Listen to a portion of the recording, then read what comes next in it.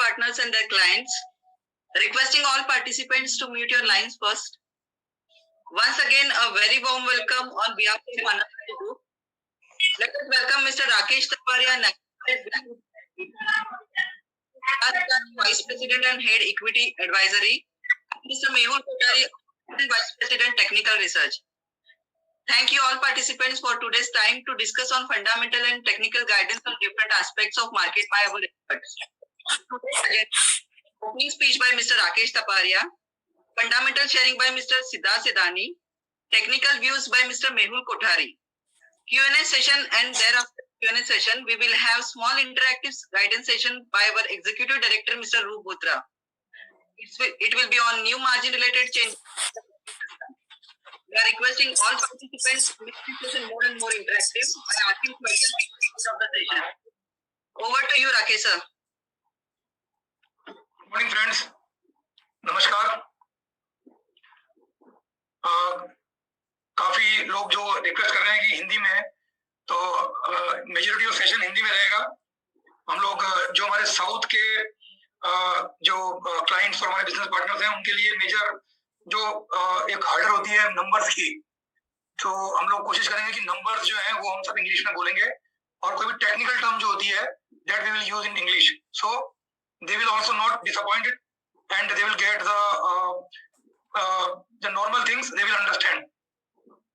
तो आज का सेशन जो है वो हम लोगों ने कुछ थोड़ा डिफरेंट प्लान किया था कि जैसे जो मार्केट के अंदर इन्वेस्टमेंट करने के लिए या ट्रेडिंग करने के लिए जो एडवाइस आती है, वो आजकल एडवाइस के कई सोर्स हैं. There are many source from where clients, business partner, they are getting advice from the many sources in the market. TV से भी आती है इंफॉर्मेशन. राकेश जी अपना हम लोगों ने कहीं अपने प्राइवेट सब्सक्राइब किए हुए हैं. राकेश जी, आपका आवाज क्लियर नहीं आ रहा है सर जी, प्लीज थोड़ा आप जरा बोलूं. हाँ जी सर जी, ठीक है. तो मेरा बोलना ये है कि आजकल जो इन्वेस्टमेंट की एडवाइस है वो कई जगह से, कई तरीके से सब लोगों को अवेलेबल होती है. Rakesh, it's not about your voice. Hello. I think if it is not audible to everyone, then it is a problem from my side. But if some people are not listening, then it should be checked at their point, right? So first of all, our session is now, because we are having only 500 seats in this session, that is going full. So it is thank you very much to all you people to come and join us. So in this session, our main purpose was I will start from some 19th century, because many people are from the old time in this session. पुराने जमाने में एक word हुआ करता था. Advice was not used. That word was simple tip. क्या tip है आज की? टिप दीजिए हमको. So the word was tip. That was in 19th century, and I can say in early 20th century also. But with the change in the time or practice of trading, things were changed. Abhi in Anand Rathi, from day one, from 19th century till 21st century, we never used the word tip. Always we were giving advice. So still we are giving advice also. So abhi एक simple आप लोगों से सवाल पूछता हूँ कि हम लोग जब सब्जी खरीदने जाते हैं, तो सब्जी के अंदर भी हम लोग एक सब्जी या फल, हम एक चीज को देख के खरीदते हैं, टच करते हैं उसको, देखते हैं ठीक है कि नहीं, तब खरीदते हैं हम लोग. लेकिन बट जब when there is a question of this investment or trading, whether we are having enough knowledge to understand what advice is coming. If we are doing our investment or trading without knowing the advisory, then there is a big mistake. We are doing big mistake because we are playing from our money. So जिस तरह से कई लोगों को सब्जी और idea नहीं होता है, कुछ लोगों को आइडिया होता है, तो इसी तरह से एडवाइजरी भी लोग डिस्टर्ब ना करें सर, कुछ सुने। इसी तरह से एडवाइजरी या कोई भी जो इंफॉर्मेशन आ रही है आपके पास में इन्वेस्टमेंट करने के लिए, ट्रेडिंग करने के लिए, उसको जानने का भी तरीका होता है। तो उसको जानने का तरीका कि आपको वो किस तरह की एडवाइस आई है, वो एडवाइस के अंदर भी आज की तरह मतलब आज के वर्ल्ड में आप एडवाइस को दो पार्ट में डिवाइड कर सकते हैं। One is fundamental and other is technical. तो जब तक आपको ये मालूम होना चाहिए कि फंडामेंटल एडवाइस जो है वो किस काम के लिए होती है, for which purpose, and the technical advice that is which purpose, पहली चीज। Second important thing is whether. Hello sir,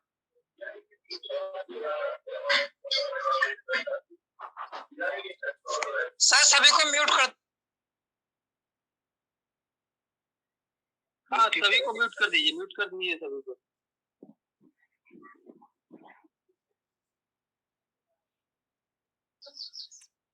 Rakesh sir आपकी लाइन अनम्यूट हो गई है, तो आपको अनम्यूट, एक बार अनम्यूट कर लो। Yes, sorry. So while our regular जय गणपति बाबा की। with our investors, clients and our business partners, हमको पता चला है कि कई लोगों को भी ये नॉलेज नहीं होती है कि जो एडवाइस है वो फंडामेंटल है कि टेक्निकल है, शॉर्ट टर्म है कि लॉन्ग टर्म है।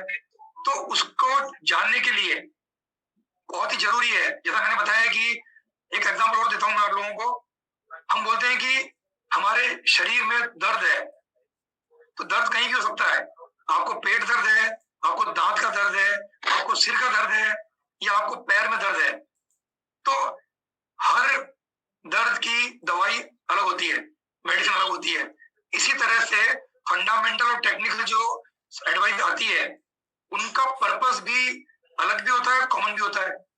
तो जो आज का सेशन है उसमें हमने मेजर जो कवर किया है हम लोगों ने, वो मेजर कवर ये किया है कि आप समझें कि फंडामेंटल और टेक्निकल एडवाइस का लॉजिक क्या होता है, कैसे बनाई जाती है और किस पर्पस के लिए बनाई जाती है। बाकी उसके अलावा जो हमारी एडवाइजरी है वो तो कंटिन्यूस आपके पास पहुंचती रहती है, रेगुलर बेसिस के पास पहुंचती है। और हम आगे से हम लोगों ने क्या किया है, हमारे सेशन में कुछ चेंजेस किए हैं on the basis of understanding of this two facts, कि जो भी लोग यूज कर रहे हैं एडवाइस को उनको समझने के लिए ठीक से हम लोगों ने अभी हर सेशन के अंदर हम लोग कोशिश करेंगे कि फंडामेंटल और टेक्निकल दोनों एनालिस्ट उसके अंदर आए। मैं आप लोगों से एक बात और शेयर करना चाहूंगा कि आज के तारीख में बाजार के अंदर हर दूसरा या तीसरा आदमी अपने आप को टेक्निकल एडवाइजर समझता है। इस चीज को I like to compare this thing with what, with कि हर आदमी आज की तारीख में अपने आप को आधा डॉक्टर भी समझता है। तो क्या आप अपने आप को डॉक्टर समझते हो? क्या सही में डॉक्टर हो आप? क्या the same way, the same policy या same philosophy is you can compare it with the technical analyst also. So technical advisory के लिए भी always go for the advice which is coming from professional technical advisor. समझ गए? खाली chart देख के उसके हिसाब से कोई भी डिसीजन लेना वो एडवाइजेबल नहीं है। तो इसी तरह से हमारे यहाँ पे अगर आप लोगों को प्रॉपर एडवाइस मिल रही है तो आप उस एडवाइस को फॉलो कीजिए, और उसके अलावा उस एडवाइस को आप लोगों को जानना है कि कौन सी टेक्निकल है, कौन सी फंडामेंटल है, और फंडामेंटल किस काम के लिए काम में ली जाती है, टेक्निकल किस काम के लिए काम में ली जाती है। So friends, now not without taking much time, I am forwarding to Siddharth. Siddharth जो है आप लोगों को पहले ये दोनों कॉन्सेप्ट जो है उसके बारे में बताएगा एंड मार्केट आउटलुक के बारे में बताएगा। उसके बाद में हमारा जो मेहुल है, जैसा मेघा ने बताया आप लोगों को, Mehul is purely technical analyst. So he is, बोलते हैं हम लोग ना, there is a one word doctor, but in doctor there are orthopaedic doctor, there is physician, there is a paediatric doctor, there are many type of doctors are there.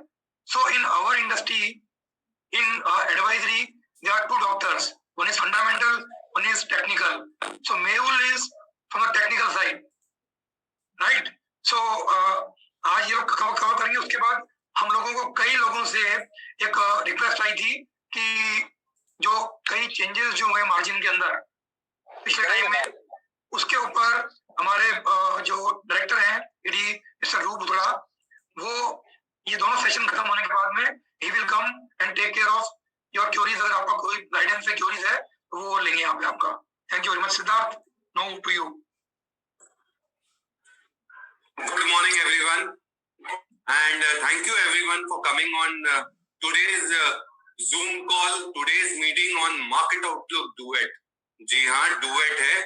Duet मतलब गाने वाला duet नहीं, ये duet मतलब जुगलबंदी है, जहाँ पे फंडामेंटल और टेक्निकल दोनों तरीके से मार्केट में कैसे काम करना है, दोनों तरीके से मार्केट में किस हिसाब से अप्रोच करना है और किस हिसाब से मार्केट में निवेश करके या ट्रेडिंग करके फायदा लिया जाए, इसी का पूरा विश्लेषण रहेगा। साथ ही साथ हम लोग मार्केट आउटलुक की भी बात करेंगे, फंडामेंटली क्या मार्केट में परिस्थितियां बन रही है। पहले मैं वो टच करना चाहूंगा जो राकेश जी ने कहा है, which Rakesh ji has spotted that what is the actual difference of technical and fundamental. Let me tell you one thing, very simple terms, that there I will definitely let you know which are the products to look at from the Anand Rathi front, but how to differentiate the difference between fundamental and technical, वो मैं आपको पहले बताना चाहूंगा। Fundamental analysis जो होता है वो, उसमें पहले तो कोई स्टॉप लॉस नहीं होगा। कोई भी जो भी कॉल आएगा आपके पास फंडामेंटल रिसर्च का, उसमें कोई स्टॉप लॉस नहीं होगा। उसमें जो भी आपको राय दी जाएगी, एडवाइस दी जाएगी, आइडियाज दिए जाएंगे, वो लॉन्ग टर्म पर्सपेक्टिव से होता है। अब आप पूछोगे साहब लॉन्ग टर्म क्या होता है, what is long term? Long term is something where the investment need to be done with a 12 to 18 months perspective. 12 to 18 month perspective से जो इन्वेस्टमेंट करना है, स्टॉक लिया, लेके रख लिया हमारे डीमैट अकाउंट में, and you have to keep holding that stock for next 12 to 18 months. हाँ, अगर बीच में कहीं टारगेट हो गया 3-6 महीने 8 महीने में, then you have to exit according to the target. This is known as fundamental. Fundamental जो रिपोर्ट आएगी आपके पास या जो एडवाइस या आइडिया आएंगे आपके पास, that will be predominantly based on profit and loss account of a company, balance sheet of a company.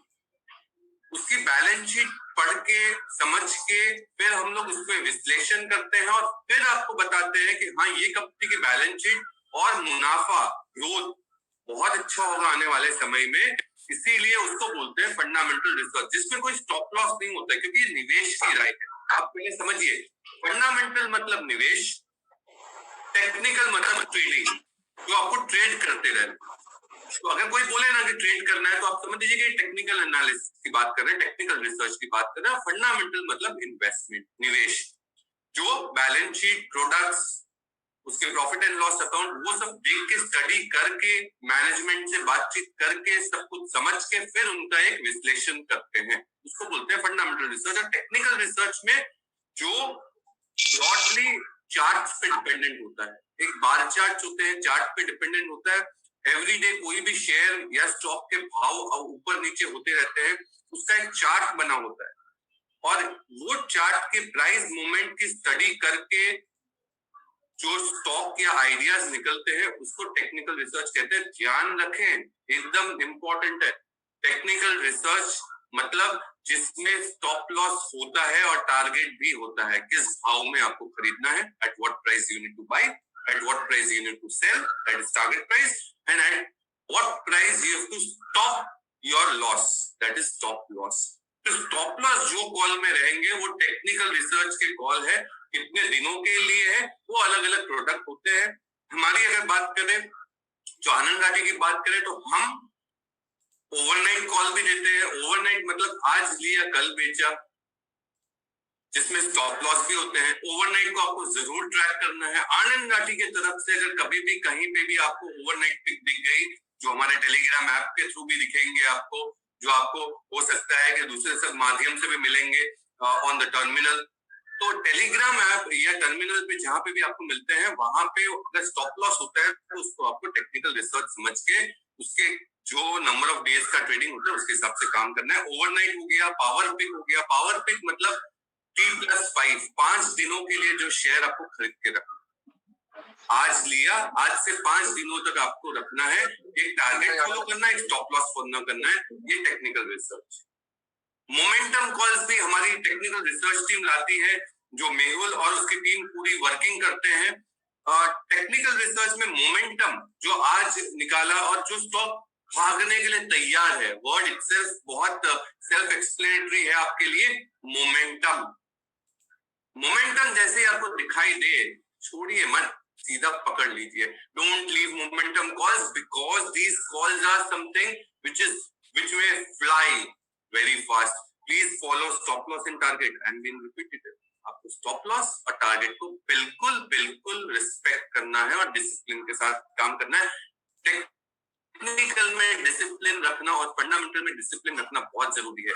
Market में निवेश करने के लिए एक ही थंब रूल है, वो है डिसिप्लिन। डिसिप्लिन आपको बिल्कुल बरकरार रखना है। कभी भी कोई भी कॉल आप देखें जिसमें स्टॉप लॉस है, उसको टेक्निकल गिने। कभी भी कोई भी बोले कि इन्वेस्टमेंट करना है, उसको आप फंडामेंटल गिने। Keep consider as fundamental research for 12 to 18 month perspective. बहुत जन कहते हैं, मेनी ऑफ अस से, कि साहब एक स्टॉक बताइए जो मैं लेके रख लूं अपने बच्चों के लिए, 10 साल के लिए लेना चाहता हूँ, 5 सालों के लिए लेना चाहता हूँ, 2 सालों के लिए लेना चाहता हूँ, कहते हैं ना। तो ये जो होता है, ये फंडामेंटल स्टडी से आप इसमें निवेश करिए। जो कंपनियों की मुनाफा, प्रॉफिट्स वगैरह बहुत अच्छा हो, कंपनी फंडामेंटली स्ट्रांग हो, उसी को खरीदना चाहिए और उसमें लिया बेची मत करिए, लेके रख। रिव्यू आपको जरूर करना है, रिव्यू आपको करते रहना है, क्योंकि रिव्यू एक ऐसा मैकेनिज्म है जो मार्केट में करते ही रहना चाहिए। रिव्यू का मतलब है कि जो चीज आपने ले ली उसको बार बार देखना चाहिए। मैं एक उदाहरण के साथ कहूंगा, I will state with an example. Many of us must have bought a car at home और 2 व्हीलर, बाइक, स्कूटर। क्या हम लोग उसको सर्विस नहीं करवाते हैं? वो सर्विस क्या है? वो रिव्यू ही तो है उस व्हीकल का। वैसे ही जब आप शेयर खरीदते हैं फंडामेंटल बेसिस पे, जो लॉन्ग टर्म के लिए होता है 12 महीना 18 महीना के लिए, उसको हर 3-3 महीना में चेक करते रहिए, सब कुछ सही चल रहा है ना। और चेक कहाँ से करेंगे? कहाँ है आपका ऑथोराइज सर्विस स्टेशन? आपका ऑथोराइज सर्विस स्टेशन है आनंद घाटी। आपका जो भी मसला है, आपका जो भी स्टॉक का जो रिव्यू करना है, कि साहब ये स्टॉक सही है ना जो आपने खरीदवाया था, वो हमसे आप जांच लीजिए, हम आपको अपडेट करेंगे, या हमारा अपडेट आप तक पहुंचा, उसके हिसाब से आपको एक्शन लेना है। मुझे लगता है कि ये काफी मैंने कह दिया फंडामेंटल और टेक्निकल में किस हिसाब से हमें आगे बढ़ना है। मुझे लगता है कि ट्रेडिंग जिसको करना है, जिसको शॉर्ट टर्म करना है, 1-2 दिन, 3 दिन, 4 दिन, 5 दिन, 15 दिन, टेक्निकल रिसर्च को फॉलो करिए, टेक्निकल कॉल्स को फॉलो करिए, स्टॉप लॉस को फॉलो करिए, टारगेट को फॉलो करिए। जिसको लेके रख देना है बच्चों के लिए, अपने लिए 5 साल, 2 साल, 1 साल, 6 महीने के लिए, you have to follow fundamental research. I think fundamental research will help you to cover the long-term objective of investments in the equity market. Short-term objective of the equity market will be achieved through technical research. So this is the difference which you have to follow. अब आते हैं बहुत ही महत्वपूर्ण चीज में, वो है कि मार्केट क्या लग रहा है। जी हाँ, डुएट की बात है, बात कर रहे हैं। अब अगर डुएट की बात करें, अगर फंडामेंटल की बात करें, तो मैं थोड़ा सा ग्लोबल टच अपॉन करूंगा। खाली आपको एक चीज समझाना चाहूंगा। I would like to point out one thing very important to you. Everybody knows what is equity, but I'll just give you in one sentence the reply. What is equity? Equity market, share बाजार, stock market क्या है, उसको एक sentence में खाली मैं बोलूं तो जो फ्यूचर ग्रोथ होता है, आने वाला समय का जो कंपनी में ग्रोथ होने वाला है, उसका प्राइस, उसका भाव अभी स्टॉक में है, उसको इक्विटी बोलते हैं। इक्विटी मतलब ये नहीं है कि कंपनियों का आज क्या हो रहा है, कंपनियों का आने वाला टाइम कैसा होने वाला है, फ्यूचर कैसा बनने वाला है, कंपनी कितना ग्रो करने वाली है, उस चीज को मार्केट आज भाव में दिखाती है, उसको कहते हैं इक्विटी। इक्विटी ऐसी चीज है जो पॉजिटिव सोचता है, जो सोचता है कि नहीं कल बहुत अच्छा है, जो सोचता है कि कल बहुत सुंदर होगा, उसको जरूर, आशावादी लोगों को लिए ही इक्विटी है। और हम जानते हैं कि कल बहुत सुंदर होने वाला है। Tomorrow will be really very prosperous in terms of equity investment, because ऐसा जो समय आया है आज मार्केट में, ये 10 सालों में एक बार आता है। मैं आपको बोलता हूं, आप सभी लकी हैं, हम सभी लकी हैं, हम सभी फॉर्चुनेट हैं कि ऐसा समय हमें देखने मिल रहा है जहां पे हम सही कंपनी अगर चुन के रखे निवेश के लिए तो बम्पर कमाई हो सकती है, इन्वेस्टमेंट के लिए बम्पर कमाई हो सकती है। हाँ, कोई ट्रेडिंग करना चाहे उनके लिए भी बहुत सारी अपॉर्चुनिटीज शॉर्ट टर्म में जहां पे मार्केट में मोमेंटम है। अब छोटी सी बात कर दूं, ग्लोबल मार्केट्स में क्या हो रहा है। ग्लोबल मार्केट्स में सब जगह बहुत लिक्विडिटी है। आप सभी बोलते हैं ना कि भारत का बाजार क्या बढ़े जा रहा है, क्यों बढ़ रहा है, उसका कारण समझिए। सबसे बड़ा कारण, the biggest reason of markets moving up on the north side is liquidity. Global markets have ample of liquidity all across. America, Europe, Japan, सब जगह लिक्विडिटी है। Everywhere there is lot of liquidity. America का जो central bank है, जैसे भारत का central bank है RBI, वैसे अमेरिका का सेंट्रल बैंक है फेड। फेड की पॉलिसी अभी जस्ट गई, एंड चेंज हुआ है, बट हमें जो लग रहा है कि आने वाले समय में एक आध 2 हफ्तों में एक बहुत बड़ा स्टिमुलस पैकेज का ऐलान भी हो सकता है। पिछले 3 महीनों में पूरे ग्लोबल इकोनॉमीज को अगर मैं गिन लूं तो करीबन 10 से 12 ट्रिलियन डॉलर का स्टिमुलस पैकेज दिया गया है ग्लोबल मार्केट्स द्वारा। अभी भी मुझे लगता है कि अमेरिका द्वारा 1 से 3 ट्रिलियन डॉलर का एक पैकेज जरूर आ सकता है और ये एक बहुत बड़ी उम्मीद है।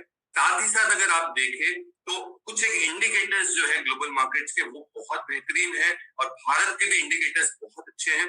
इलेक्ट्रिसिटी, जो कि लॉकडाउन के पहले की जो स्थिति थी वो पूरी तरीके से साधारण नहीं हुई है।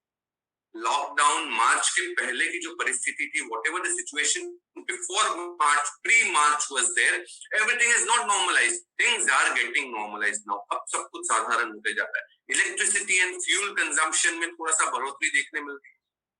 पीएमआई, ये बहुत अच्छा आंकड़ा है। एक चीज मैं जानता हूं, आप सभी सोच रहे होंगे ये सब क्यों बता रहे हैं। एक चीज ध्यान रखिएगा, बहुत महत्वपूर्ण चीज है। सिद्धार्थ सिदानी या ये सेशन या आनंद राठी का जूम कॉल को आप कभी नहीं भूलिए। जब भी कमाना है सीखना जरूरी है। To earn, learn is important. साथ ही साथ मैं ये कहूंगा कि आपको पीएमआई, परचेजिंग मैन्युफैक्चरिंग इंडेक्स को देखने की बहुत जरूरत है। मई के महीने में परचेजिंग मैन्युफैक्चरिंग इंडेक्स जब 50 के नीचे होता है तो वो कॉन्ट्रैक्शन गिना जाता है, 50 के ऊपर, 50 के ऊपर होता है तो वो एक्सपेंशन गिना जाता है। तो अभी जो परचेजिंग मैन्युफैक्चरिंग इंडेक्स जो in the month of May में जो था वो 30 था, 30, which is in the June 47. अभी भी हम कॉन्ट्रैक्शन में ही है, but from compare to May to June we have improved from 30 to 47. साधारण होते जा रहा है, लाइफ नॉर्मल होते जा रहा है, things are getting back on track.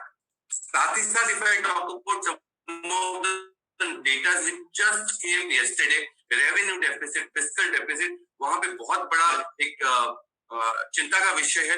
Revenue fiscal deficit की बात करो, 2 लाख करोड़ का फिस्कल डेफिसिट जो पहले क्वार्टर में आ चुका है अप्रैल टू जून क्वार्टर में, compare to 65,000 crore.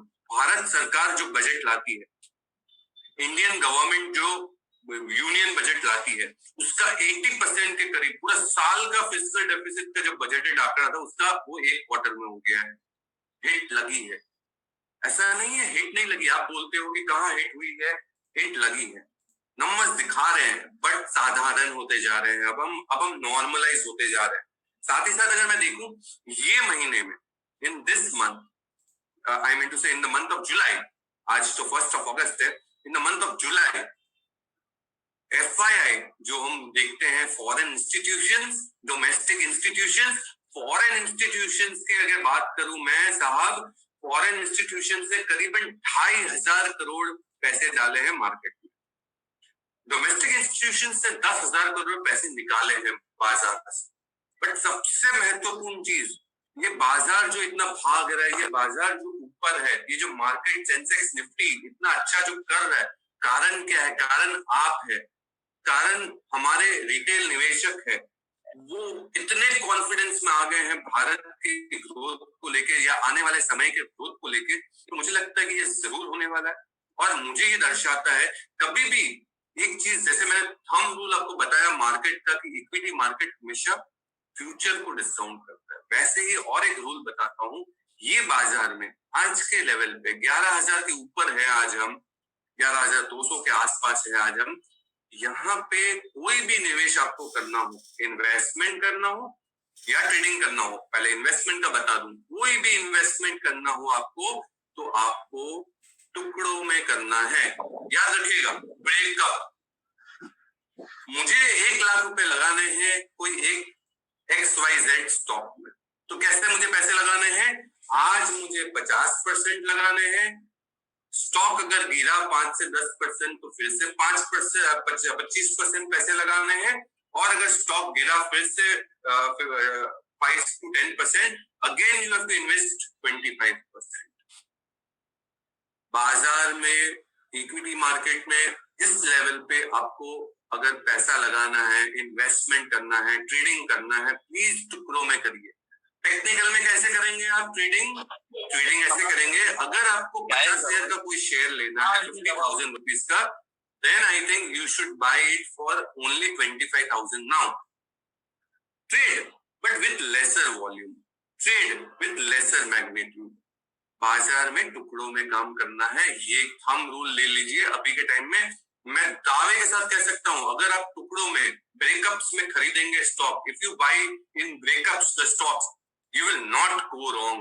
There is a very less probability of your going wrong in terms of investment. Company जो हम चुन के दे वो लीजिए, क्योंकि हम जानते हैं we are working and behind the research team there are so many people are working. उनका सारा अनुभव सिर्फ आपके पास आ जाएगा अभी कि क्या हमें खरीदना है। थोड़ा सा इंतजार करिए 5 मिनट का, मैं आपको लाऊंगा कि कौन से थीम आपको खरीदने हैं। सबसे महत्वपूर्ण चीज I want to touch upon today, which is very important, Q1 के जो नतीजे हैं, जो पहले तिमाही के जो नतीजे हैं, first quarter results, I think it is better than expected. जो मार्केट ने सोचा था, जो हमने सोचा था, उससे थोड़े से बेहतर था। बहुत सारी कंपनियों ने अच्छे नतीजे दिए, इन्फोसिस, विप्रो, साथ ही साथ अगर देखा जाए तो SBI कल ही नतीजे आए, अच्छे नतीजे आए, रिलायंस, तो बहुत सारी कंपनियों के अच्छे नतीजे आए जो उम्मीद से ज्यादा अच्छे आए हैं। तो मेक श्योर कि मार्केट ने तो पूरा राइट ऑफ कर दिया था कि Q1 पहली तिमाही के नतीजे जो है काफी कुछ खास नहीं आने वाले हैं, बट तो भी बेहतर आ रहे हैं। सबसे अहम, अब 2 अहम चीज मैं टच करना चाहूंगा आपके साथ दोस्तों। आपको खाली 2 अहम पहलू बताऊंगा, फिर मैं अपना सेशन बंद करूंगा, फिर मैं मेहुल को हैंड ओवर करूंगा, मेघा को हैंड ओवर करूंगा। 2 अहम पहलू जो है वो क्या है? पहला जो ये है कि ये बाजार इतना ऊपर क्यों जा रहा है, जबकि ऑन द ग्राउंड रियलिटी इतनी खराब है। रियलिटी, बहुत सारे फैक्ट्रियां बंद है, छोटे मझोले जो स्मॉल लिटिल मीडियम एंटरप्राइजेस होते हैं, फैक्ट्रियां बंद है, बहुत सारे कंस्ट्रक्शन एक्टिविटी बंद हो गई, बहुत सारी चीजों में लोग घर पे बैठ गए हैं, नौकरी गई है, बहुतों के मजदूर की नौकरी गई है। तो बाजार क्यों चल रहा है? ये सबसे बड़ा क्वेश्चन है जो हम सभी के दिमाग में है। This is the question which everybody is keeping in the mind, that such a bad state of on the ground reality, why are the markets going up? I will tell you one thing, markets are going up because of liquidity. Markets has going up because markets में जो listed कंपनियां हैं वो India की top most कंपनियों में से एक, जिसके पास बहुत बड़ा कैपिटल है। आज हम जो ग्राउंड पे बिजनेस देख रहे हैं वो हो सकता है कि 5 लाख, 10 लाख, 20 लाख, 2 करोड़, 5 करोड़, 10 करोड़ की कंपनियां होगी। बाजार में लाखों करोड़ की लिस्टेड कंपनियां हैं जो ट्रेड हो रही है। इनके पास दमखम है, इनके पास बैलेंस शीट है, इनके पास पैसा है, ये बहुत जल्दी मुश्किलों से निकल सकती है। They can come out of the pain of the market on the ground very fast. इसीलिए चल रही है बाजार, क्योंकि उसमें सबसे बड़ी कंपनियां लिस्टेड है।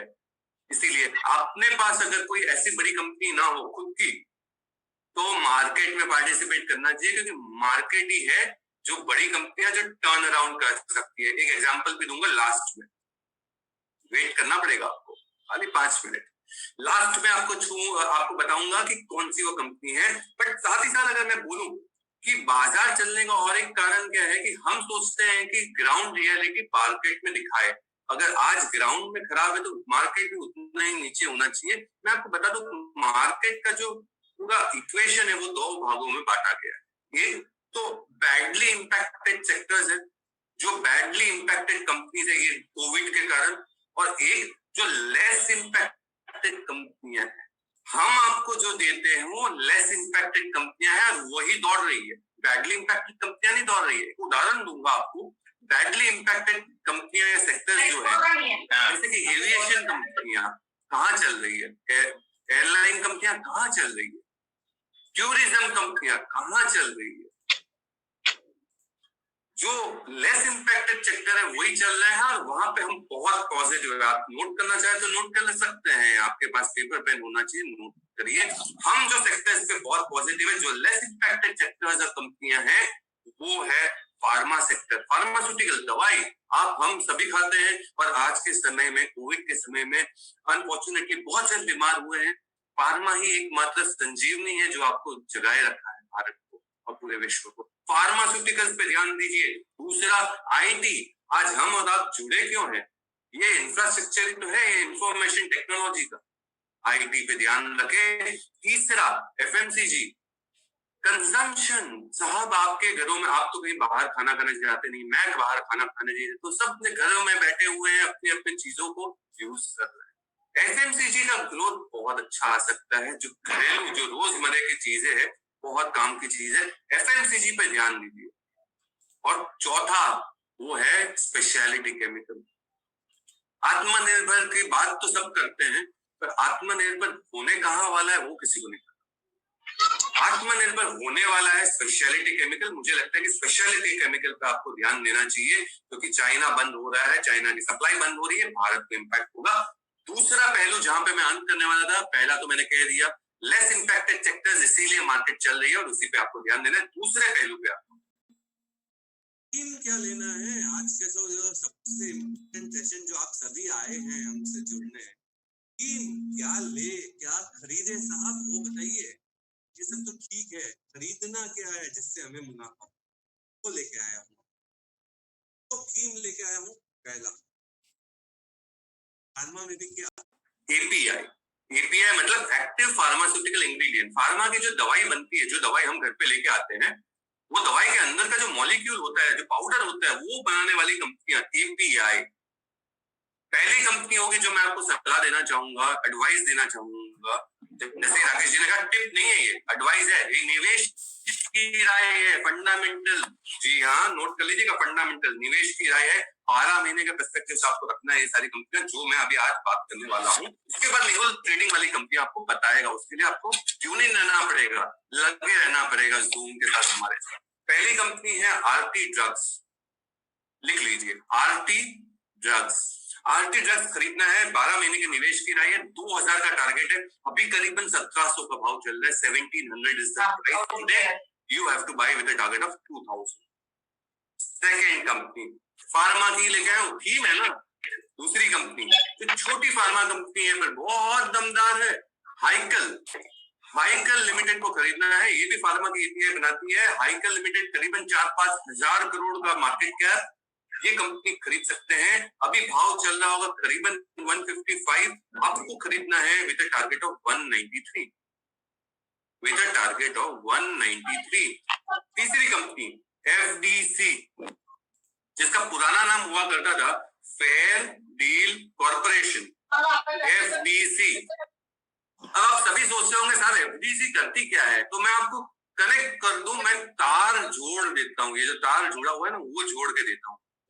एफडीसी एक कंपनी है जो बनाती है इलेक्ट्रॉल पाउडर। आप सभी में से मेरे ख्याल से 500 जन है आज ये सेशन में, 500 में से सभी ने यूज किया होगा। जब भी बीमार पड़े होंगे, डॉक्टर बोलते हैं ना इलेक्ट्रॉल पाउडर खा लेना, शक्ति रहेगी, वीकनेस चली जाएगी।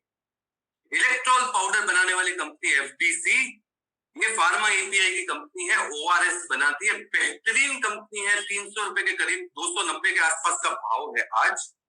आपको खरीदना है निवेश की राय 360 के टारगेट के लिए, 360। अब दूसरे थीम पे आते हैं साहब। दूसरा थीम है रूरल थीम, ग्रामीण theme.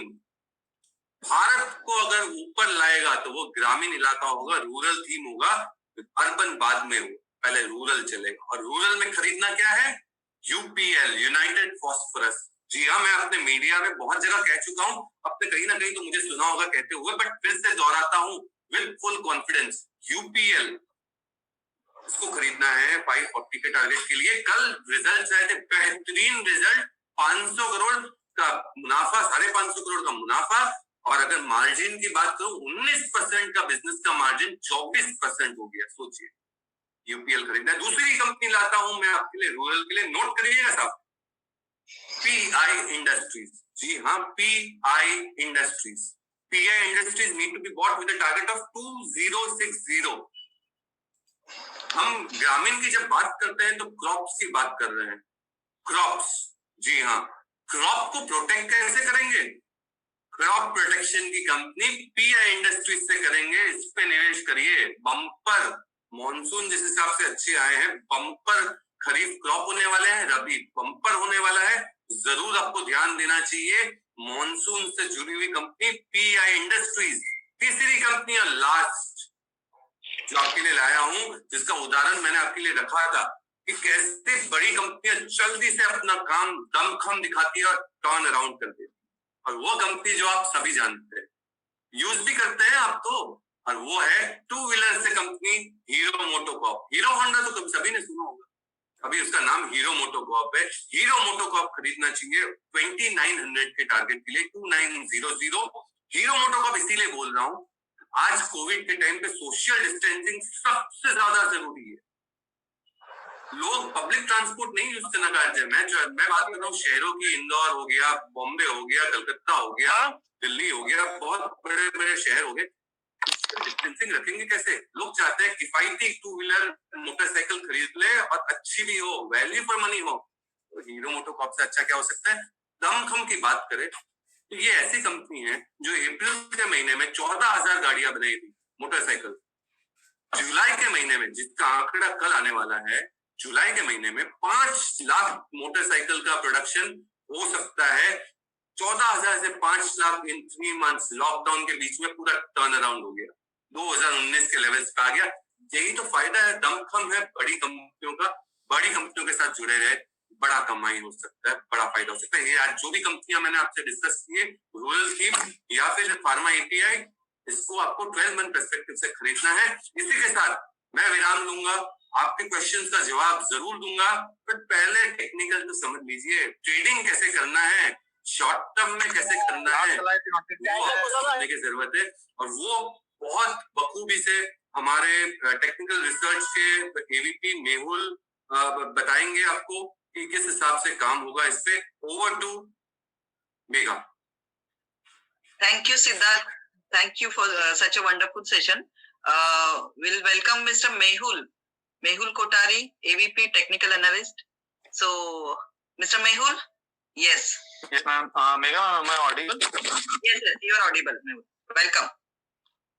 First of all, thank you very much everyone for gathering in such a huge number. And Siddharth ji, आपका सेशन बहुत अच्छा था इससे पहले वाला. And thank you to all my colleagues and my seniors, especially Siddharth sir, Roop sir, Rakesh sir, for giving me this opportunity to speak in front of such a large number of people.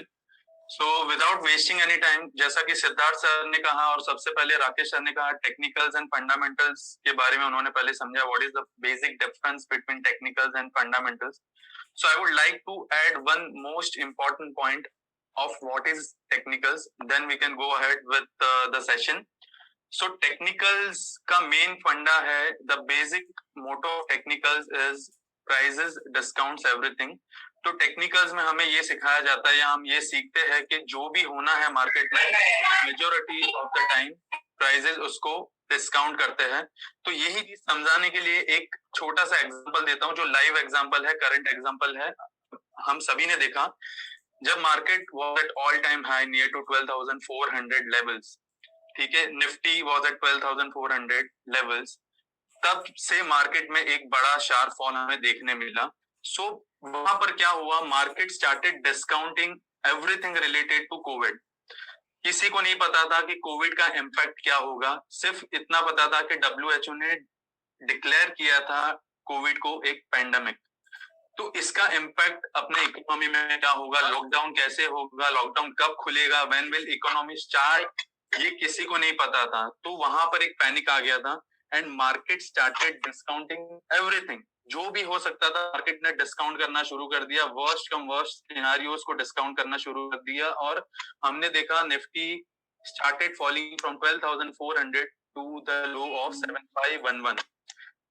अभी इसमें देखने वाली बात यह है कि during the last week of March, जब हमारे इंडिया में केसेस 1000 से भी कम थे, कोविड के केसेस मैं बोल रहा हूँ, वहां पर निफ्टी ने बॉटम बनाया, 7,500 के आसपास बॉटम बनाया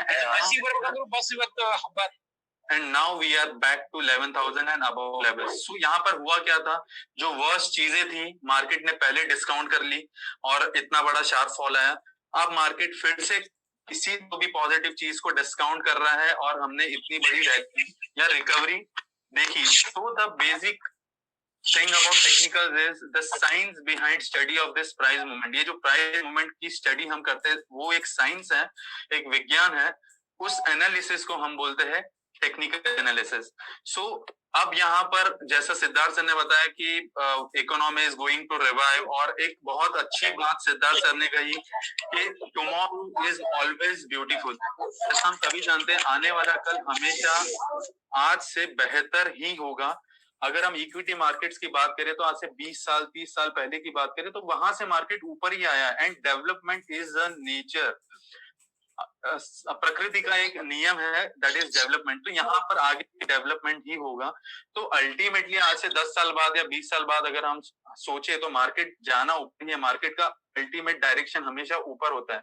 लेकिन इन बिटवीन जो डिप्स आते हैं, करेक्शंस आते हैं, मेजर फॉल्स आते हैं, जैसे कि इस बार आया था फ्रॉम 12,000, तो उसको अगर एनालाइज करना है पहले प्रो रेटा बेसिस पे कि हाँ अगर यहाँ पे मार्केट में करेक्शन आ सकता है तो उस करेक्शन का कैसे फायदा उठाया जाए। अगर करेक्शन आ गया है तो इस करेक्शन में हम कभी वापस से मार्केट में एंटर हो जाए निवेश के लिए। तो ये सारी चीजें हमें समझाता है technicals, because fundamental will remain the same. अगर मार्केट में करेक्शन आया फिर भी फंडामेंटल कभी कभी सेम रहता है, लेकिन वही चीज को गेज करना, कब एग्जिट लेना है, कब एंट्री करना है, तो ये हमें टेक्निकल एनालिसिस से पता चलता है। तो दिस इज द मोटा मोटी जो बोलते हैं basic difference between technicals and fundamentals. तो एंट्री एग्जिट बेसिकली दिखाता है technicals for short term obviously. So now let's move ahead to where the markets are going. हम ये नहीं बात करेंगे फिलहाल क्योंकि हमारे पास टाइम कम है कि मार्केट कहां से कहां है, हम सीधे पॉइंट पे आएंगे कि मार्केट यहां से क्या लगता है। So for that Megha I require permission to share my screen. I be sharing the charts with you guys. You can share.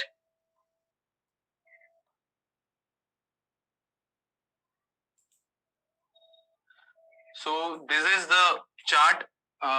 Mega, can you see the chart? Yes, I can. Nifty. Yes, we Okay. can. So guys, this is the monthly chart of Nifty. अभी Nifty को हम analyse करेंगे, Nifty कहाँ है और क्या लग रहा है। निफ्टी बेसिकली यहाँ पर है एट 11,100 के आसपास है। मंथली चार्ट है ये निफ्टी का। तो हम अगर देखें कि ये जो फॉल था 12,400 से 7,500, इसका पूरा 78.6% करंटली मार्केट ने रिट्रेस कर लिया है। अगर हम ये लाइन देखें, ये ट्रेंड लाइन है ब्लू कलर की, तो मार्केट ऑलमोस्ट वहां पर आ गया है। The level is 11,400। तो ये अगर देखें तो 7800 के 78.6% के पास एक रिट्रेसमेंट है 11,400 का। अगर हम ये ट्रेंड लाइन को देखें जो कि बड़ा ब्रेकडाउन था, यहाँ से हमने इतना बड़ा फॉल देखा फ्रॉम 11,400 टू 7,500, उसको भी फिर से रीटेस्ट किया है। So this is change of parity, इसको बोलते हैं टेक्निकल्स। जो पहले सपोर्ट था वो अब रेजिस्टेंस बन गया है। So 11,400 is a very strong resistance for the coming month. This August के लिए बहुत मेजर रेजिस्टेंस है 11,400। अगर हम इसको थोड़ा सा नीचे करें, वीकली चार्ट पर जाए, तो ये है वीकली चार्ट। ये देखिए 1 2 3 4 5 6 वीक के बाद हमें रेड वीक यानी कि जो प्रीवियस वीक जो गया रेड कैंडल हमें देखने मिली है। So this is the first sign of softness. मैं ये नहीं कहूंगा यहाँ से कुछ मेजर करेक्शन दिख रहा है, but this is a first sign of softness in the market. यहाँ से थोड़ा सा प्रॉफिट बुकिंग हमें देखने मिल सकता है। This is just a view as of now. इसके लिए मैं और पॉइंट्स आपके साथ डिस्कस करूंगा. Coming back to the monthly chart, ये है monthly chart of Nifty. Again 11,400 is the resistance. Coming to the RSI, एक इंडिकेटर होता है. RSI अगर हम देखें तो RSI भी यहाँ पर मेजर रेजिस्टेंस के पास है. सो ये तो हमने देख लिया, मोटा मोटी prices are near to the resistance of 11,300 to 11,400. Okay, जो कि रीसेंट हाई था 11,350 के करीब. अभी इसमें हम डेटा की बात करेंगे. FIs DIs ने क्या किया था. अगर हम पूरी सीरीज की बात करें, जुलाई सीरीज जिसमें निफ्टी ने रैली किया है तकरीबन 8%, तो वहां हम देखें कि लास्ट सेशन जो था, ये एक एक्सेल शीट में आपके साथ शेयर करना चाहूंगा. लास्ट 3 से 4 दिनों में अगर हम देखें तो FIs ने क्या किया था, उनके जितने भी शॉर्ट्स थे, majority of the short expiry के एक दिन पहले उनके पास तकरीबन 85,000 कॉन्ट्रैक्ट इंडेक्स फ्यूचर्स में शॉर्ट थे, जो कि कट के रह गए थे 40,000 से भी नीचे. यानी majority of the shorts FIs ने कवर कर दिए थे ये एक्सपायरी के दिन. अब अगर हम दूसरे चीज की बात करें तो FII का लॉन्ग एंड शॉर्ट रेशियो होता है इंडेक्स फ्यूचर्स में, जो हम कैलकुलेट करते हैं, हम एनालाइज करते हैं उसको, और डे टू डे बेसिस पे हम ट्रैक करते रहते हैं. तो इंडेक्स फ्यूचर्स यानी कि निफ्टी एंड बैंक के फ्यूचर में अगर हम देखें तो FII का long to short ratio has shot up by 66%. Normally वो 30-35% हुआ करता था, 66% हो गया. इसका मतलब ये हो गया कि FIs की लॉन्ग पोजीशंस बहुत ज्यादा है, शॉर्ट पोजीशंस बहुत कम है.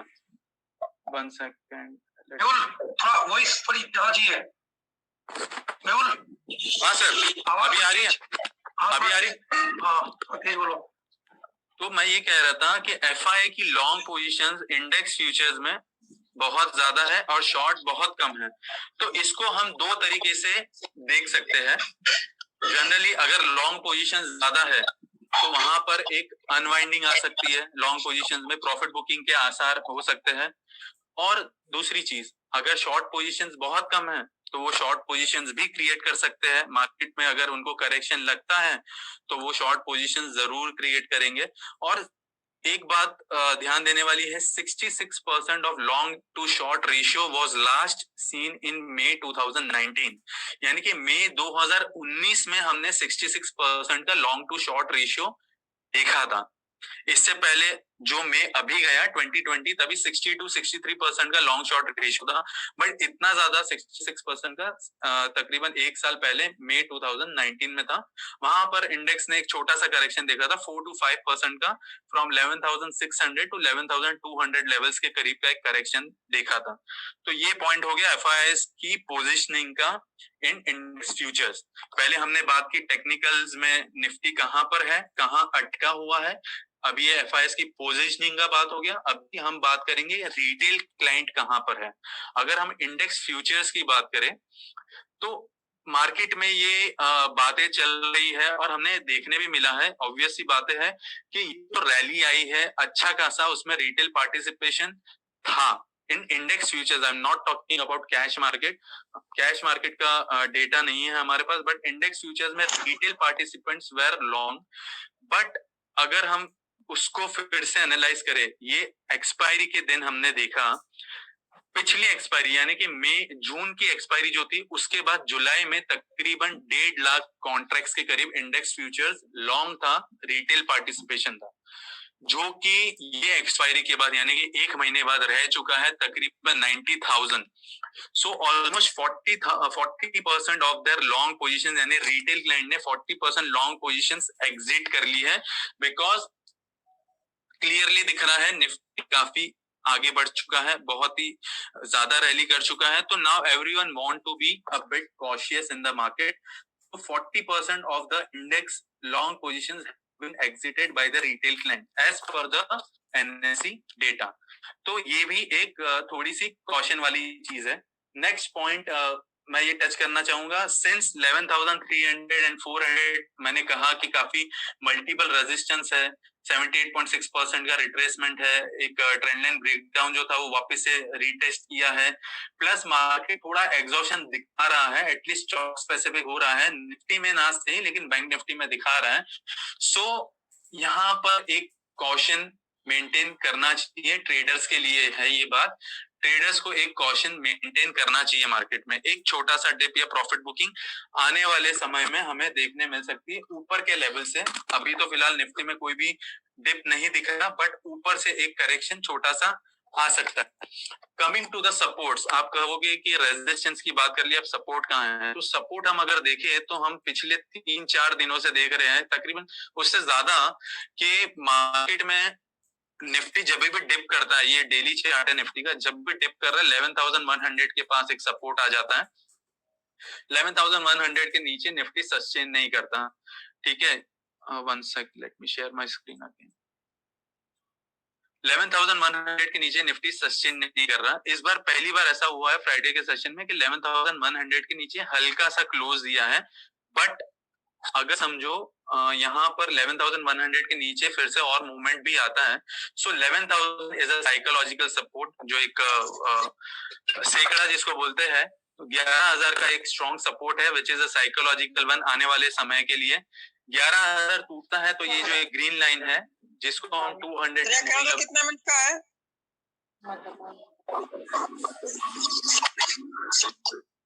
Hello, Yes, Yeah. Mehul, continue. 11,000 के नीचे 10,900 पे 200 दिन का सिंपल मूविंग एवरेज है। This green line is that is a very strong support.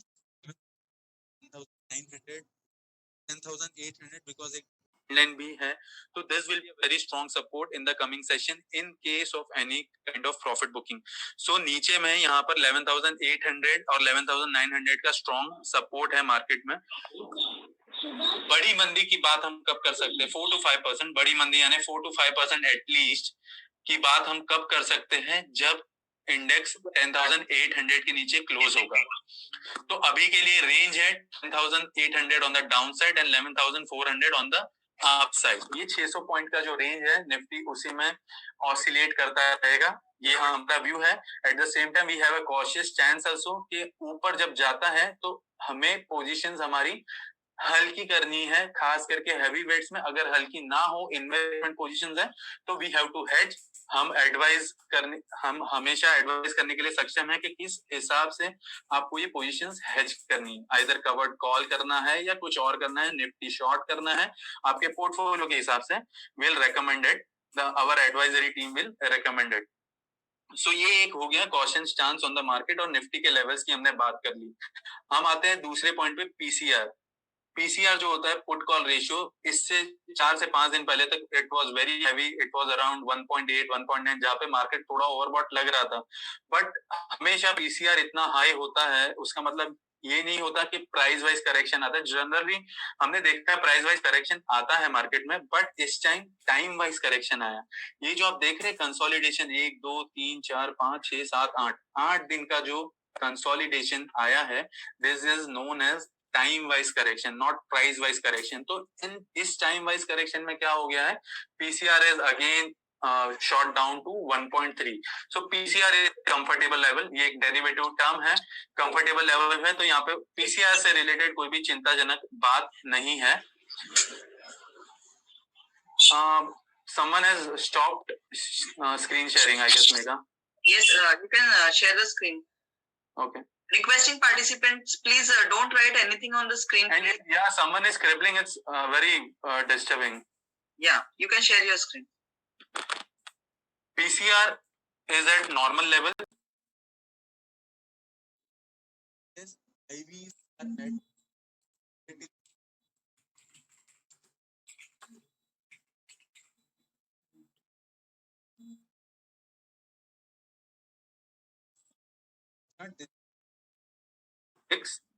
ये देखिए, ये जो इतनी बड़ी रैली आई थी, ये जो मार्च में फॉल आया था तब आई थी। 15 के लेवल से विक्स शॉट अप टू 90 और अभी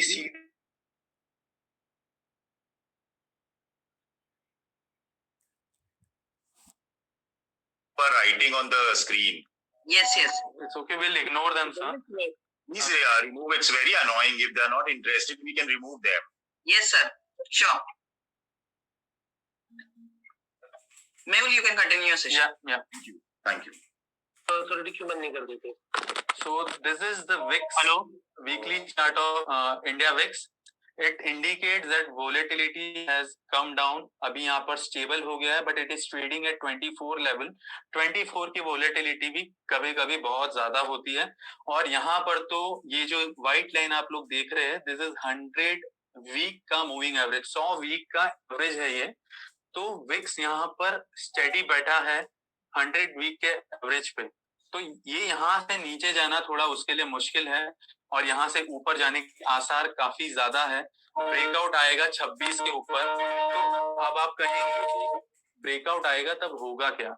विक्स अभी 24 पे ट्रेड कर रहा है. अगर 26 के ऊपर ट्रेड करता है आने वाले कुछ समय में, then we can see wild movements in the market. तब ऐसा होगा कि इंडेक्स का मूवमेंट 200 250 पॉइंट भी दिन में हो सकता है. सो again a caution's chance कि volatility could be back in the market, so one should brace themselves. hedge रहना बहुत ज्यादा जरूरी है यहाँ पर, क्योंकि होता क्या है, हम हमेशा मार्केट को सिर्फ निफ्टी या सेंसेक्स के नजरिए से देखते हैं कि हाँ 100 पॉइंट गिरा, 200 पॉइंट गिरा, लेकिन इंटरनली मार्केट में क्या होता है, यहाँ पर अगर 200 पॉइंट का मार्केट इतना हैवी हो गया है, अगर आप समझे तो, कि यहाँ पर 200 पॉइंट का डिप भी अगर निफ्टी में आता है तो स्क्रीन पर कुछ नहीं दिखेगा. होगा क्या कि हम ये समझेंगे कि 200 पॉइंट निफ्टी गिरा, चलो क्योंकि 1000-2000 पॉइंट निफ्टी नीचे से ऑलमोस्ट 3000 पॉइंट बढ़ चुका था, तो थोड़ा बहुत गिरना स्वाभाविक है. लेकिन वो 200 पॉइंट के डिप में स्टॉक्स करेक्ट हो जाते हैं 8-10%.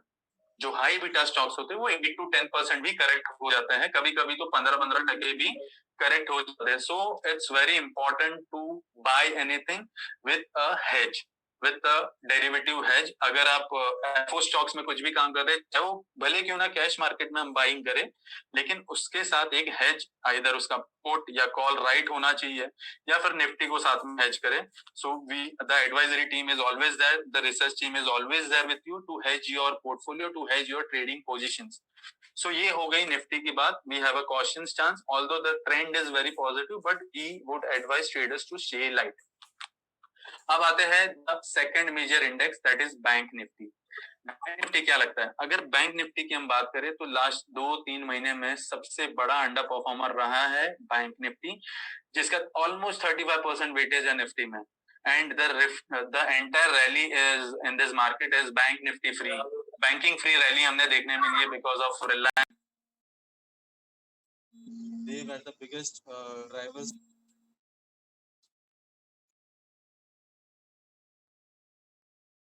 आईटी, फार्मा एंड अकेले रिलायंस ने पूरी ये रैली, इनके वजह से पूरे रैली देखने मिली थी, और बैंक निफ्टी का पार्टिसिपेशन दूर दूर तक नहीं था.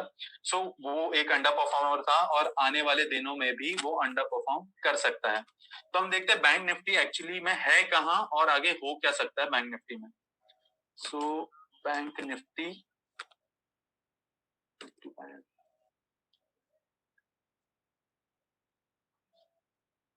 This is the daily chart of bank Nifty. अगर हम यहाँ पे देखें तो ये डेली चार्ट का जो फॉर्मेशन है, यहाँ पर एक क्लियर कट हमें ब्रेकडाउन देखने मिला है बैंक निफ्टी में. The breakdown was at below 21,900 level. यहाँ पर हमने ब्रेकडाउन देखा और तकरीबन ऑन थर्सडे, आई गेस इस Thursday we recommended short trade in Bank Nifty around 21,900 in bank nifty futures. The stop loss was 22,400 and downside target is below 21,000. So although ये breakdown के बाद हमने कुछ फ्राइडे के सेशन में मेजर फॉल देखने नहीं मिला, बट अगर इस ब्रेकडाउन का सिर्फ हम टारगेट कैलकुलेट करें तो वो 20,000 के करीब आ रहा है, तकरीबन 1700-1800 पॉइंट का डाउनसाइड है. बट अभी भी उसके लिए कंफर्मेशन की जरूरत है. The support which is a support of 21,000. अगर 21,000 के नीचे बैंक निफ्टी आने वाले दिनों में जाता है, अभी ट्रेड कर रहा है 21,600 के पास. So the support is at 21,000. Major support जिसको बोलते हैं, उसके नीचे उसकी ट्रेंड ही वीक हो जाएगी. अभी वो साइडवेज है, अंडर परफॉर्मर है, लेकिन और वीकनेस कब आएगी? 21,000 के नीचे. So once it starts trading below 21,000, then the doors are open for 20,000 and in fact 19,500 भी. तो मैं बेरिश साउंड नहीं कर रहा, ये जो चार्ट पे दिख रहा है वो मैं बता रहा हूँ. अभी फिलहाल का ये टारगेट है below 21,000. So one need to keep a close watch to 21,000 level. ऊपर की अगर बात करें तो हमने देखा तकरीबन 3 से 4 बार bank Nifty have attempted to clear 23,000 mark, पर 23,000 के ऊपर वो सस्टेन ही नहीं हो पा रहा। उसने 3 से 4 बार ट्राई की, लेकिन वो जाता है और क्लोज नहीं होता और फिर नीचे आ जाता है। सो अभी देखिए 21,600 तो एक मिड लेवल हो गया, ऊपर में 23,000 का एक लेवल है, तो एक रेंज है। जैसा निफ्टी का हमने रेंज कहा 11,400 and 10,800, similarly bank Nifty is also trading between the range of 23,000 and 21,000। Upside हमें देखने मिल सकता है बैंक निफ्टी का out performance only when it crosses 23,000 on a sustainable basis. अगर 23,000 के ऊपर ये जो लाइन है उसके ऊपर अगर वो क्लोज होता है तो हमें फिर मार्केट में बैंक निफ्टी का आउट परफॉर्मेंस देखने मिल सकता है। तब तक नहीं, तब तक अगर बैंक निफ्टी ऊपर भी जाता है तो वहां पर उसमें सेलिंग प्रेशर आ सकता है। नीचे का मैंने आपको ट्रिगर लेवल दे दिया, वो है 21,000, उसके नीचे बैंक निफ्टी काफी वीक रह सकता है। सो अभी बात हो गई निफ्टी की, बैंक निफ्टी की। So now coming to the sector, next part is हमें सेक्टर में क्या अच्छा लगता है। अगर मार्केट इतना वीक लग रहा है या मार्केट में कॉशन चांस है, so there has to be something which can outperform. So I will go with Siddharth sir. जैसा सिद्धार्थ सर ने कहा एग्जैक्टली मैंने कहा कि फंडामेंटल और टेक्निकल में ये ही एक चीज है, जो फंडामेंटल्स होने वाले हैं या हो रहे हैं उसको डिस्काउंट करता है technicals. So similarly in line with the fundamental, technically pharma sector and IT sector is looking really good on chart, और वैसे भी उनको सेफ हेवन कहा गया है, इनको डिफेंसिव सेक्टर कहा गया है। फार्मा ले ले हम, आईटी ले ले या एफएमसीजी पैक ले ले, तो जब भी मार्केट में अनसर्टेनिटी आती है तो इन्वेस्टर्स या FIIs they run towards this safe haven, जहां पर हमेशा बिजनेस चलते रहना है और उसमें हमेशा बाइंग दिखती है बाय एफआईआईज या फिर रिटेल पार्टिसिपेंट हो या फिर डोमेस्टिक इंस्टीट्यूशंस हो। सो फार्मा वी आर लाइकिंग। मैं आपके साथ निफ्टी फार्मा का भी चार्ट शेयर करता हूं।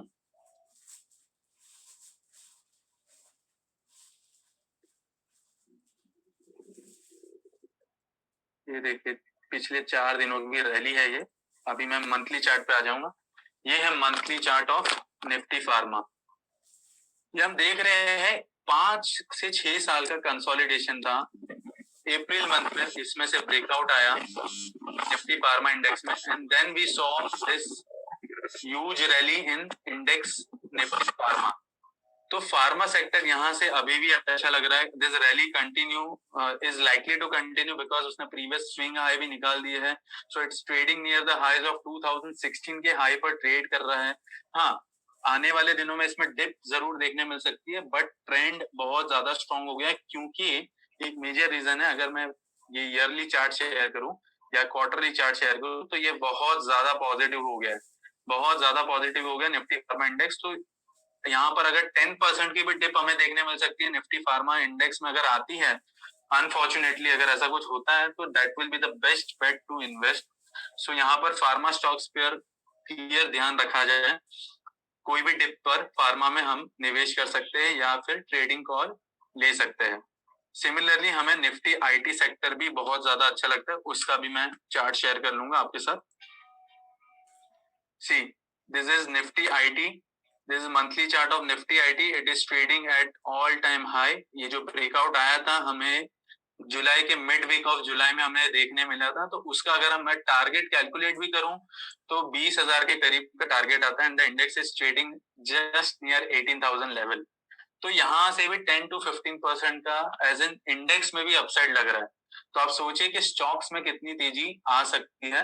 हालांकि सिमिलर टू फार्मा इंडेक्स बहुत ज्यादा ये इंडेक्स भी ऊपर चला गया है, तो जाहिर सी बात है हमें डिप देखने मिल सकती है। तो वो डिप पर हमें बाय करना है एग्रेसिवली। ये नहीं कि कल जाके हमें निफ्टी फार्मा या निफ्टी के सारे स्टॉक्स लेने हैं। जिसमें डिप आई है रिस्क रिवॉर्ड ज्यादा अच्छा है, रिस्क रिवॉर्ड फेवरेबल है, जहाँ पे आपकी ट्रेड पोजिशनिंग एक बेहतर हो सकती है, उसे हमें कंसीडर करना है टू गो लॉन्ग, ना कि उसे जो काफी हाईली ओवरबॉट होगा। So this was the third part from technical side. We covered Nifty, Bank Nifty. Now we have covered the sector, the most two strongest sector of the market, that is pharma and IT. अब हम बात करेंगे कि हमें अच्छा क्या लग रहा है, स्टॉक स्पेसिफिक हमें क्या करना चाहिए आने वाले 10 से 15 दिनों में या आने वाले मंथ में, अगस्त मंथ में किस चीज में हम ट्रेड करें या किस चीज को बाय करें जिससे हमें अच्छा एक मुनाफा देखने मिल सकता है. So I have a couple of recommendations. We have a couple of recommendations for you guys. सबसे पहला स्टॉक है, हम स्टॉक्स की तरफ जाएंगे, अभी रिकमेंडेशंस की तरफ जाएंगे. जो हमने ऑलरेडी रेकमेंड कर दिया है, ये कोई नया चीज नहीं है जो मैं आज बता रहा हूँ. हमने प्रीवियस वीक में सारे स्टॉक्स रेकमेंड कर दिए थे, but since the gathering is huge, we want to share the technical aspect of those ideas या advice. पहला है from IT Pack TCS. So if we compare TCS with Nifty IT, जैसा हमने देखा Nifty IT बहुत ज्यादा rally किया था because of Infosys. अभी उसको कैच अप कर रहा है TCS. ये TCS का वीकली चार्ट है and this is the monthly chart of TCS. तो similar to Nifty IT same kind of breakout हमें देखने मिला है. देखो अगर मैं इसको लाइन चार्ट करूं तो ये लाइन चार्ट हो गया है टीसीएस का. ये यहाँ पे मैंने एक लाइन ड्रॉ कर दी. तो क्लोजिंग अगर आप देखें तो क्लोजिंग सारे रेजिस्टेंस के ऊपर हुआ है जुलाई मंथ का क्लोजिंग. इसको थोड़ा और अच्छे से देखना तो वीकली चार्ट में करूंगा. वीकली चार्ट पर मैं बाकी सारे सिग्नल्स हाइड कर देता हूं.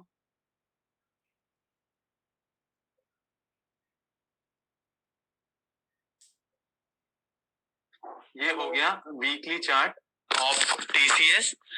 देखिए क्लियर कट ब्रेकआउट आया है टीसीएस में ऑन वीकली चार्ट. सो हमारी पहली आइडिया, स्टॉक आइडिया रहेगी on technical perspective is TCS. The closing price is 2270 के करीब है.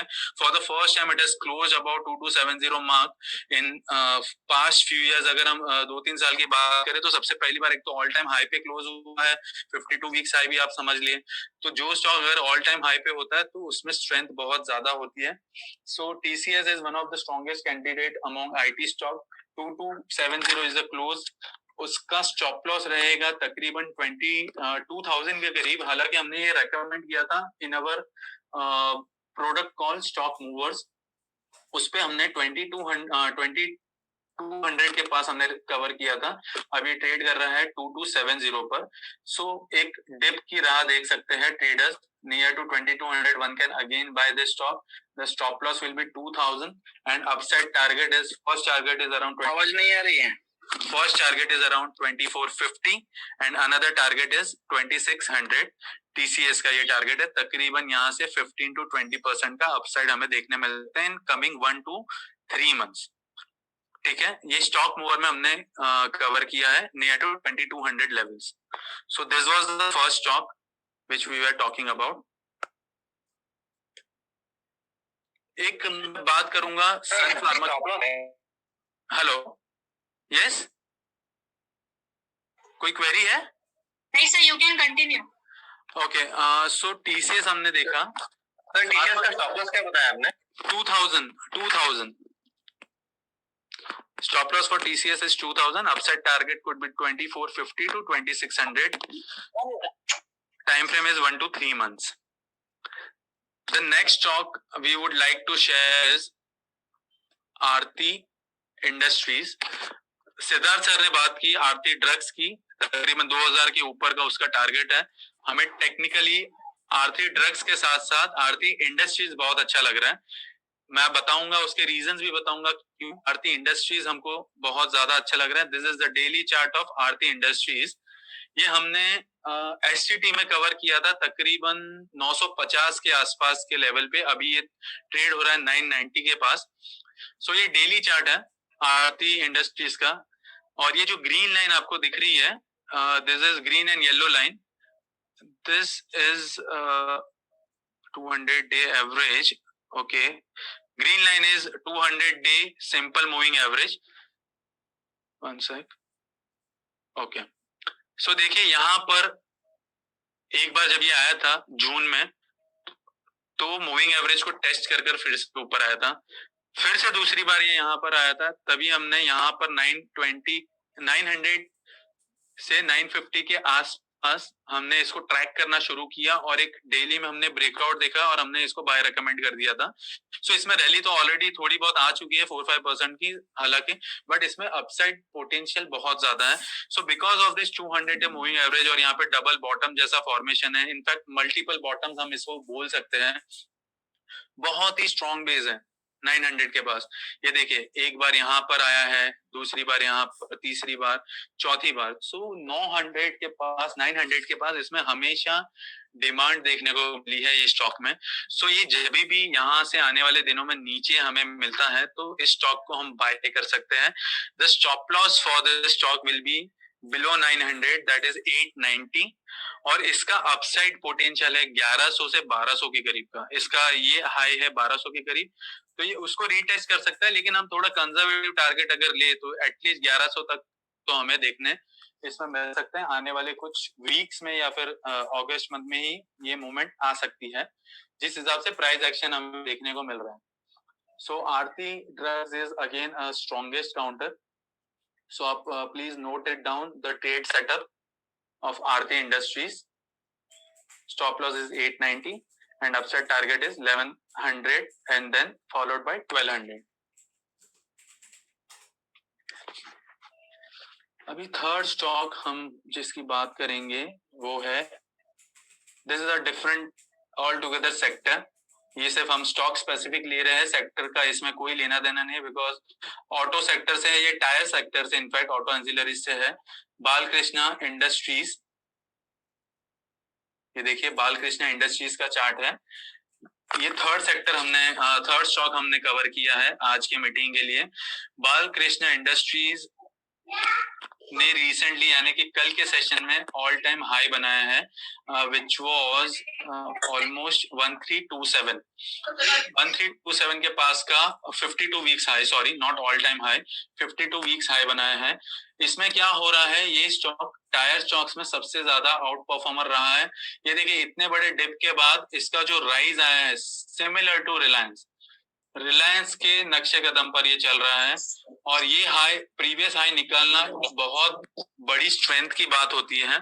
उसने सारे नेगेटिव फैक्टर्स को क्लियर कर दिया, इग्नोर कर लिया, और नए 52 वीक पे ट्रेड हो रहा है विद डिफरेंट वॉल्यूम्स। अब अगर हम इसका बड़ा वाला थोड़ा चार्ट देखें, वीकली चार्ट, तो ये देखिए this is a weekly chart. ये पहले ब्रेकआउट आया था, फिर तकरीबन 4 वीक के लिए हम देखें, 1 2 3 4 वीक तक इसने कंसोलिडेट किया। Now again there is a fresh breakout at 52 weeks high. So this indicates the inner strength, core strength of the stock. ये स्टॉक अपने आप में आउट परफॉर्म होना चाह रहा है। हम इसके पेयर्स को देखें, एमआरएफ या बाकी कोई स्टॉक को देखें, सीएट, एमआरएफ, उसमें इतनी तेजी नहीं दिख रही जितने अकेले बालकृष्णा इंडस्ट्रीज में दिख रही है। So this is a truly out performer stock, और हमेशा हमें आउट परफॉर्मिंग स्टॉक के साथ ही जाना चाहिए। तो अगर बालकृष्णा इंडस्ट्रीज की बात करें तो ये एक स्टॉक ट्रेडिंग पर्सपेक्टिव से हम ले सकते हैं। ऑन डिप्स 1320 के करीब का क्लोजिंग है, 1320 is the close. One can accumulate this stock between 1320 to 1280, एक 40 पॉइंट्स का रेंज है। इसका स्टॉप लॉस रहेगा तकरीबन 1200 का, 1200 will be the stop loss for this, and upside target could be 120 to 1520, यानी कि almost 200 points upside could be seen in this stock, and the stop loss will be around 100 points from here on. The time frame again will be the month of August. So this is the third stock which we wanted to share with you. This looks very strong and very promising, so one can look forward to buy this on dips. And at the same time हमने जो तीनों stocks किए हैं cover, उस पर एक और recommendation हमारी रहेगी कि प्लीज हेज योर पोजीशंस, और जिस हिसाब से मार्केट अभी चल रहा है, अगर हेलो जिस हिसाब से मार्केट अभी चल रहा है, इतने हाई पर चल रहा है, जैसा हमने कहा निफ्टी में एक कॉशन मेंटेन करने की जरूरत है। सो ये सारे स्टॉक्स अगर आप बाय कर रहे हैं तो किसी का पोटेंशियल अगर है लाख रुपए के क्वांटिटी का लेने का, तो जैसा सिद्धार्थ सर ने कहा, वी वुड रेकमेंड 50% से 25% ही अभी खरीदे। We don't want to miss this opportunity, that's why we are recommending to go long in this stock, but at the same time one need to be light on each and every recommendation, although those are technicals, but although those are with also stop losses, but light रहना है, एकदम से एक साथ invest नहीं कर देना है ये सारे स्टॉक्स में. एक और स्टॉक, लास्ट स्टॉक हमें सिर्फ दिखाना था. We are not recommending anything because इसका रिजल्ट फ्राइडे को ही आया है, यानी कल आया है from pharma pack. This is Sun Pharma. We don't have any recommendation. I would like to point out we don't have any recommendation as of now technically on Sun Pharma, but ये स्टॉक ने एक बहुत ही ब्यूटीफुल ब्रेकआउट दिया है after a very long time. If we see after 2018 के बाद ये पहली बार एक बहुत मेजर ब्रेकआउट दिया है. Volume very strong after the results, और 1520 के ऊपर का जो ये ब्रेकआउट आया है ये स्टॉक में, दिस लुक्स वेरी प्रॉमिसिंग. ये जो चार्ट है मैं आपको इसका चार्ट बताता हूँ. Can someone please remove that scribble thing from the chart? One sec, I'll show the chart. This is the monthly chart of Sun Pharma. If we compare it with Nifty Pharma में हमने देखा कि यहाँ पर 3 candles आ चुकी थी बड़ी बड़ी. हालांकि सन फार्मा में अभी कुछ दिख रहा है वो. Just a moment. Mehul, I'll just stop screen sharing. You just restart it again. Okay.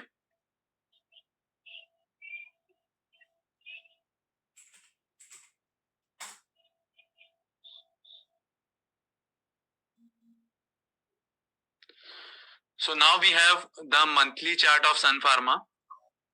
Look how beautiful this chart looks. I'll draw a simple channel over here.